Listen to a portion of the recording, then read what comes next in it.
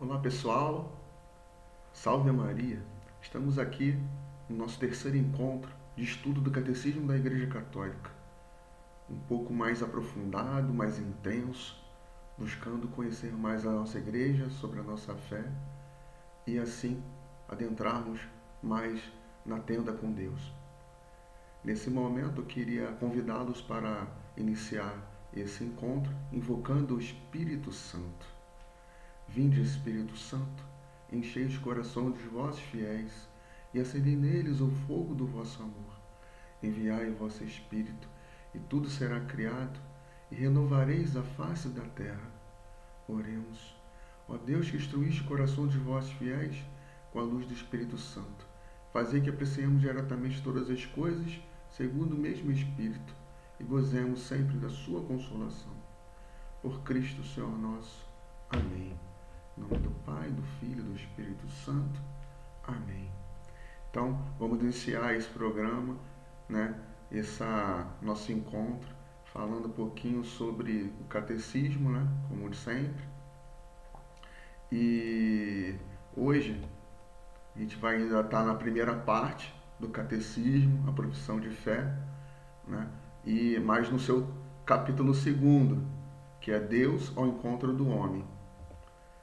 E o primeiro artigo é a revelação de Deus. Então hoje vamos adentrar um pouquinho na sua revelação, aonde Ele está entrando, aonde Ele está conosco, em que momento Ele se revela para nós. Então tem uma primeira pergunta, para dentro desse questionamento da revelação de Deus, que fala assim: por que Deus não revela-se de imediato? Então a resposta está lá no parágrafo 51 ou 53 e fala assim: Deus se revela numa particular pedagogia divina. Deus comunica-se gradualmente ao homem, prepara-o por etapas para receber a revelação sobrenatural que faz de si próprio e que vai culminar na pessoa e missão do Verbo encarnado em Jesus Cristo. A revelação deu-se desde o início, desde lá da criação do mundo, passando por Adão e Eva, nossos primeiros pais, e mesmo na queda, mesmo no pecado, Deus não desistiu de nós, permaneceu firme ali, acolhendo o gênero humano, nos conduzindo à salvação. Então, esse amor, a gente tem esse amor gratuito, esse amor universal de Deus para conosco, e a gente precisa reconhecê-lo e conhecê-lo cada vez mais.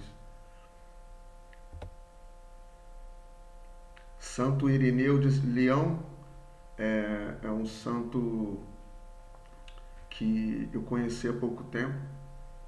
Então ele é lá da igreja primitiva, ele teve um trabalho apostólico muito forte, um trabalho muito intenso, 180 anos depois de Cristo. Então a gente estava começando a igreja ainda, e ele combatia muitas heresias, os gnósticos, e todas as heresias eram muito. Ele era da linha de Apolo, então ele era muito firme, muito exigia uma fé tradicional e autêntica para que a revelação de Deus não se perdesse. E a gente vai conhecer um pouquinho como se dá essa revelação, aonde se dá e até hoje, como se passa essa transmissão dessa revelação.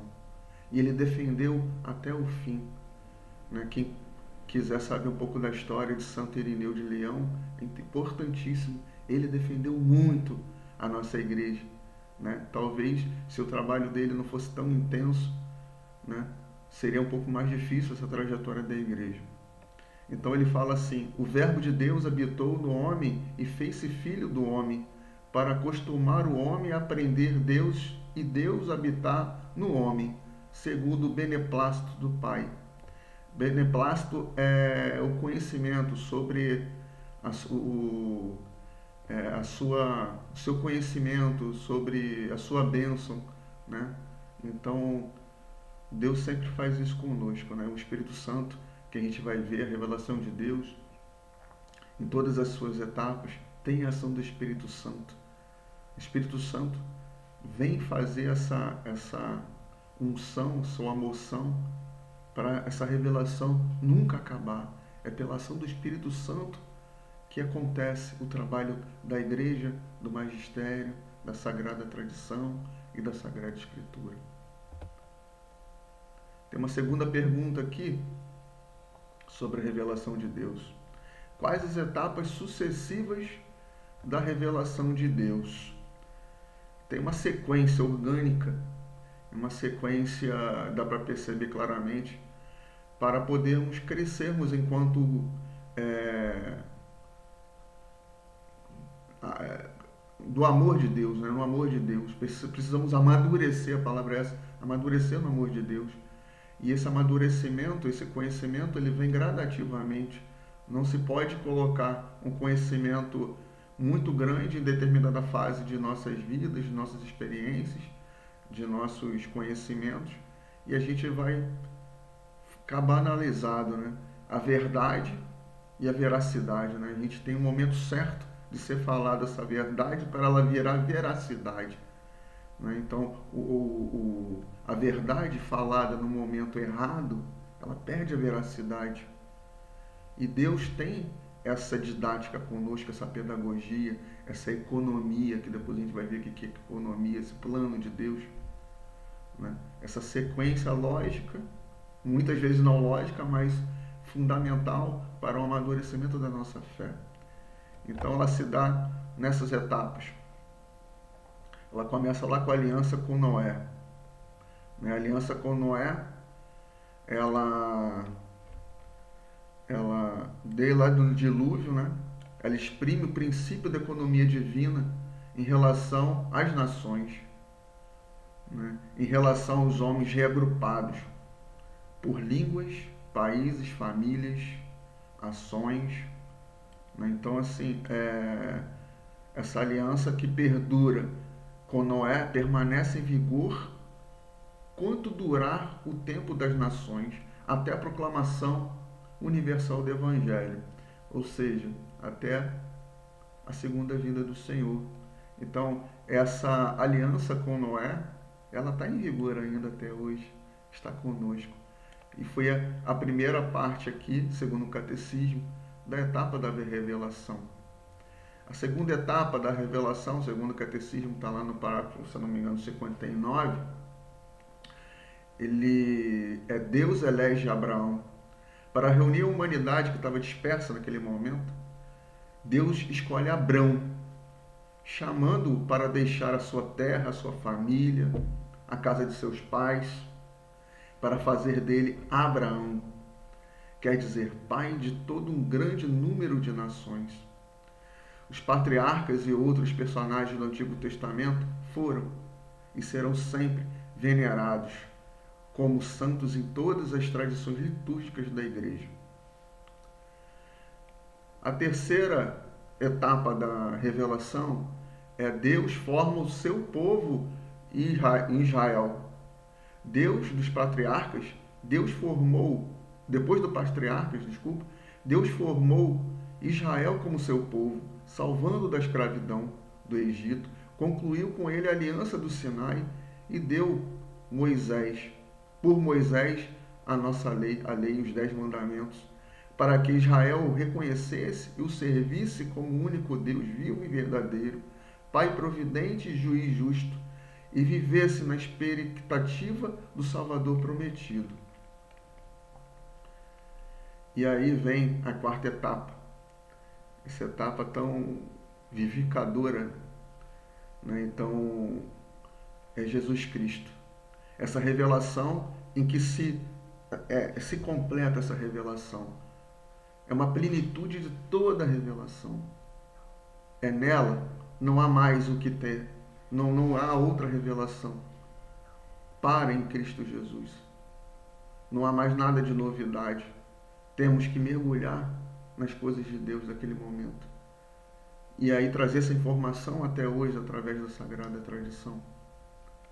Né? Só queria fazer uma observação aqui.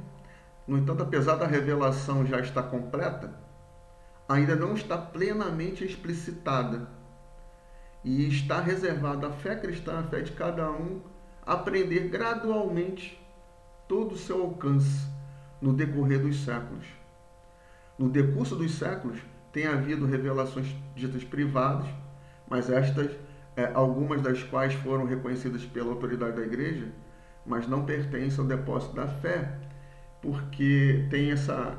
Quando a gente fala de revelação de Deus, é a revelação pública, a revelação da economia de Deus, do plano de Deus para a humanidade. Quando se fala em revelação privada, é a revelação, a igreja até faz essa autenticidade da revelação, mas a revelação privada ela não complementa a revelação pública, a revelação de Deus. Ela não completa, né? Ela apenas nos ajuda a viver essa experiência melhor com a revelação já anunciada até Jesus Cristo.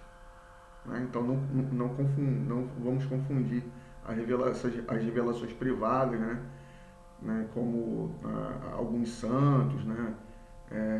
Como o rosário, né?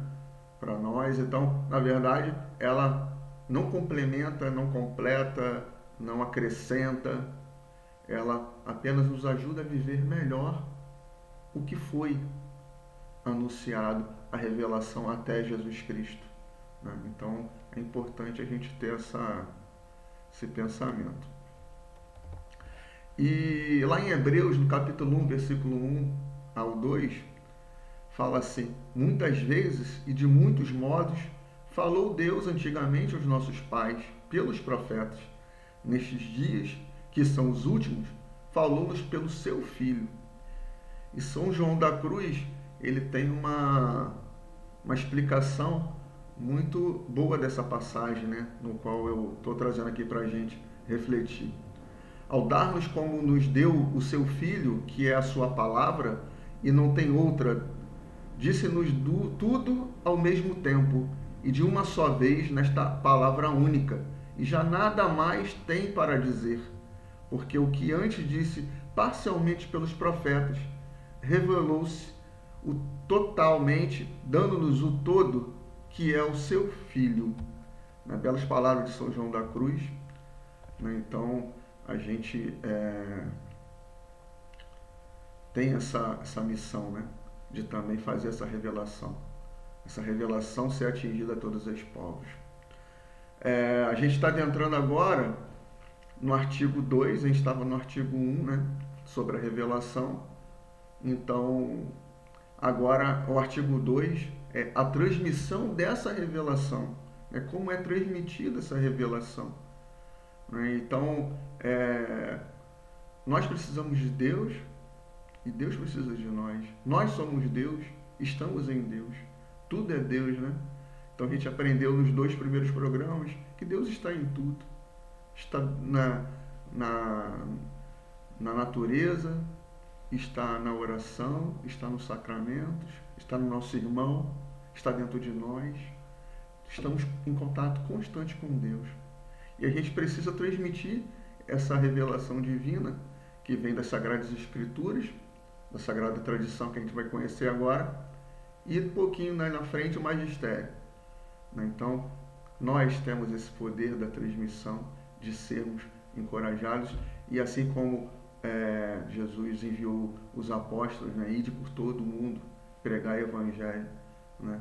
Então, nós também temos essa missão. Então, a terceira pergunta, né, e agora fala da transmissão da revelação, o que é a tradição apostólica?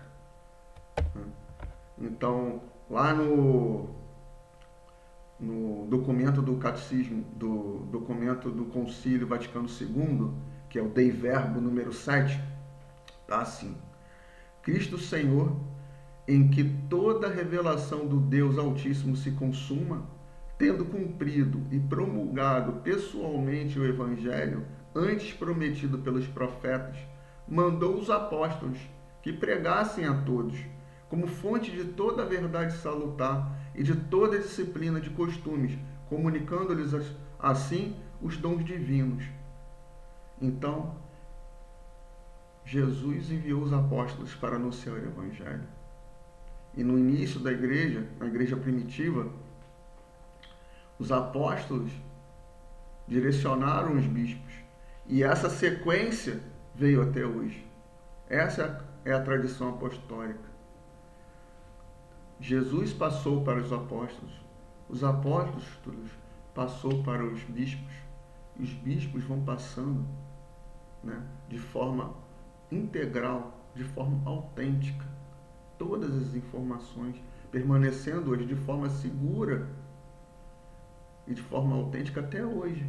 E vai ser assim até os confins do mundo, né?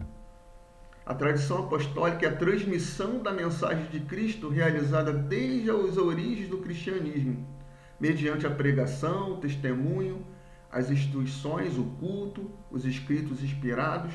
Os apóstolos transmitiram aos seus sucessores, os bispos, e através deles todas as gerações até o fim dos tempos, tudo o que receberam de Cristo e aprenderam do Espírito Santo. Muito essa transmissão a gente sente até hoje, né? Essa verdade. Muitos não, às vezes, acolhem, não aceitam, mas a gente tem que ter do princípio que não sou eu que vivo, é Cristo que vive em mim. A ação do Espírito Santo acontece, né? Então, quando o Espírito Santo ele está envolvido nesse processo, não há erro. Então muita gente se preocupa nessas situações, muitos cismas aconteceram, né? Então precisamos estar atentos a isso, às armadilhas do mundo, para nos tirarmos, né, o foco da tradição da igreja, do Santo Magistério, né? Vários questionamentos sendo feitos e muita gente às vezes se afasta por falta de conhecimento. Então busquemos o conhecimento sempre.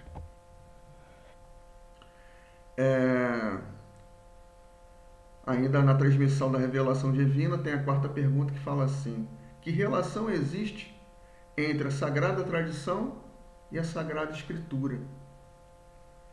E essa resposta está lá no parágrafo de 80 a 83.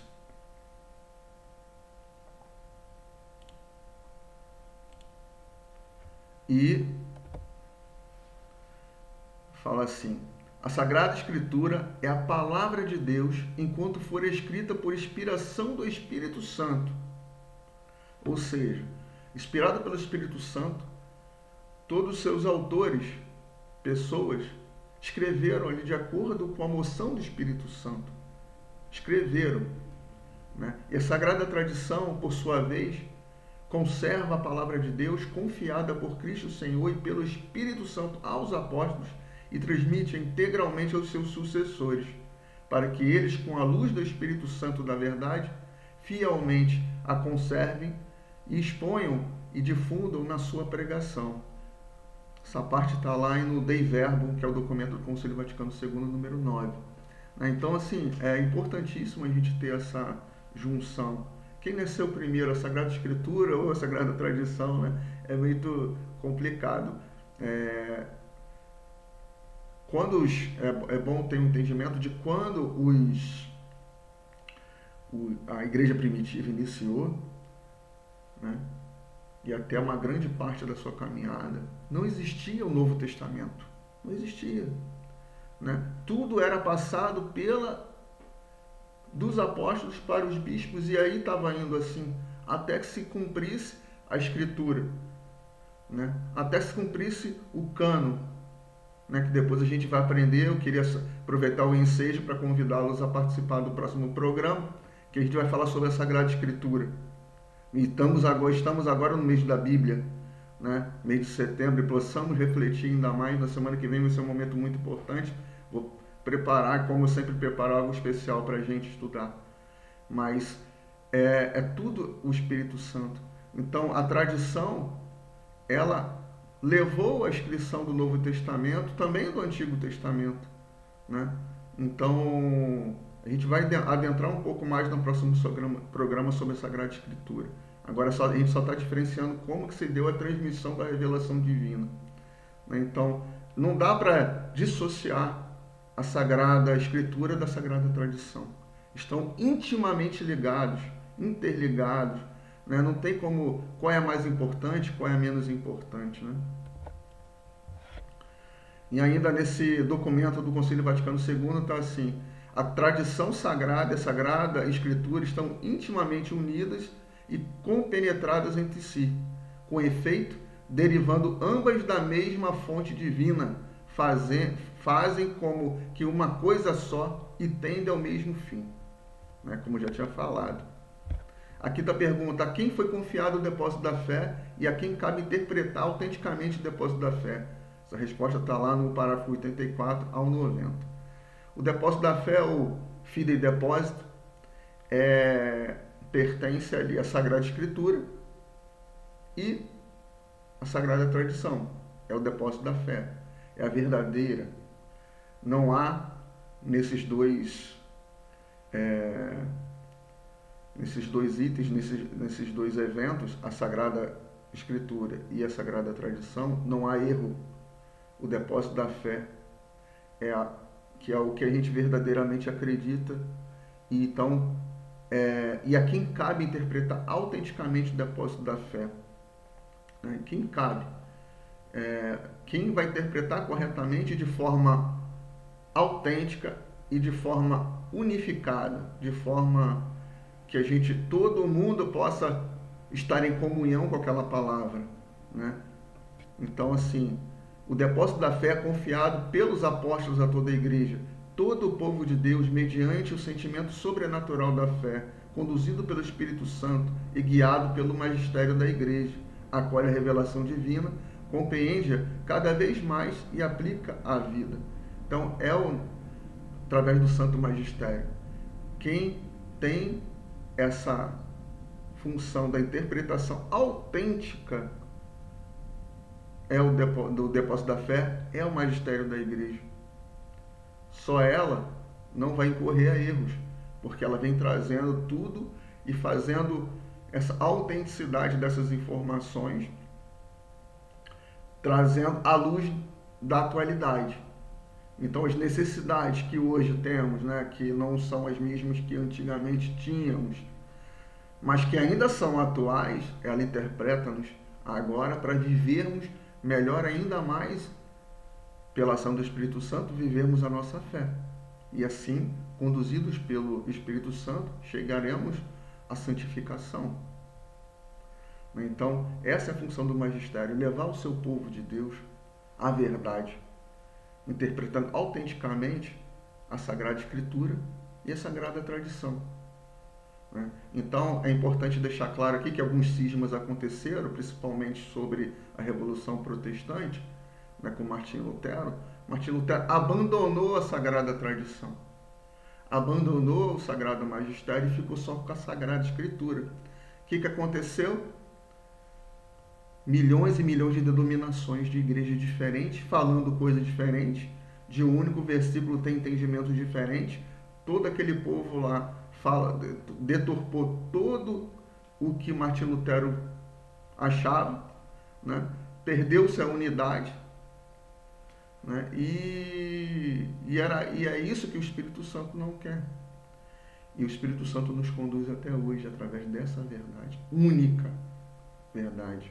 Não existe a verdade minha, sua. A verdade é Jesus. Jesus é o caminho, verdade e vida. Ninguém vai ao Pai senão por Ele. Então não há como criar outros subterfúgios. A interpretação autêntica do depósito da fé compete exclusivamente ao magistério vivo da Igreja, isto é, ao sucessor de Pedro, bispo de Roma, e aos bispos em comunhão com ele. Ao magistério, que no serviço da palavra de Deus goza do carisma certo da verdade. Compete ainda definir os dogmas, que são formulações das verdades contidas na revelação divina. Tal autoridade estende-se também às verdades necessárias conexas com a revelação. Então ainda é própria do magistério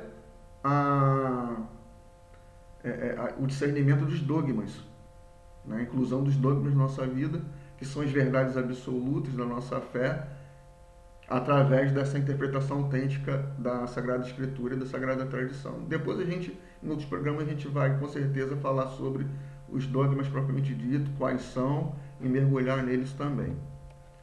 A sexta pergunta e última é: que relação existe entre a Sagrada Escritura, a Sagrada Tradição e o Santo Magistério? De tal modo estão tão unidos que nenhum deles existe sem os outros.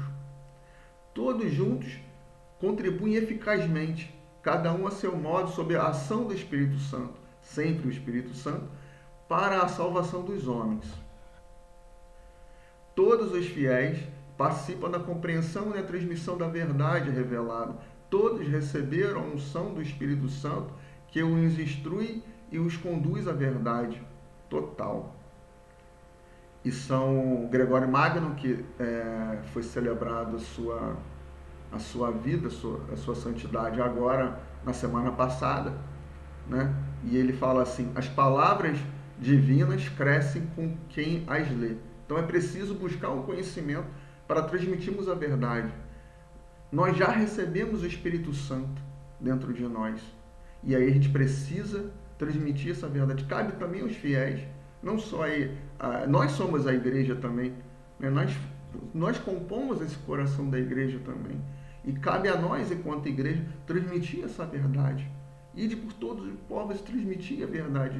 Né? Não tenham vergonha, não tenham medo. Vivam essa eloquência do amor de Deus. Pratiquem essa verdade absoluta, que é Deus, e transmitam essa verdade. É a obrigação de todos os fiéis cristãos. Se esconder da verdade é se esconder do próprio Deus. E não transmiti-la é não obedecê-lo. Então, façamos isso sempre unidos com conhecimento. Eu queria fechar aqui esse programa com um pedido especial do Papa Emérito Bento XVI, em sua homilia, no dia 22 de 2 de 2006. Ele fala assim: é urgente e necessário que surja uma nova geração de apóstolos que estejam enraizados na palavra de Cristo, em condições de dar uma resposta aos desafios de nossos tempos e preparados para anunciar o Evangelho em toda a parte. Então, irmãos, com muita alegria que eu venho me despedir de vocês, que possamos estar no momento em outro encontro, né? Queria encerrar aqui com uma Ave Maria, sempre ela intercedendo por nós. Ave Maria, cheia de graça, o Senhor é convosco, bendita sois vós entre as mulheres, e bendito é o fruto do vosso ventre, Jesus. Santa Maria, Mãe de Deus, rogai por nós, pecadores, agora e na hora de nossa morte. Amém. Glória ao Pai, ao Filho e ao Espírito Santo, como era no princípio, agora e sempre. Amém. Em nome do Pai, do Filho e do Espírito Santo. Amém. Deus abençoe a todos. Salve a Maria.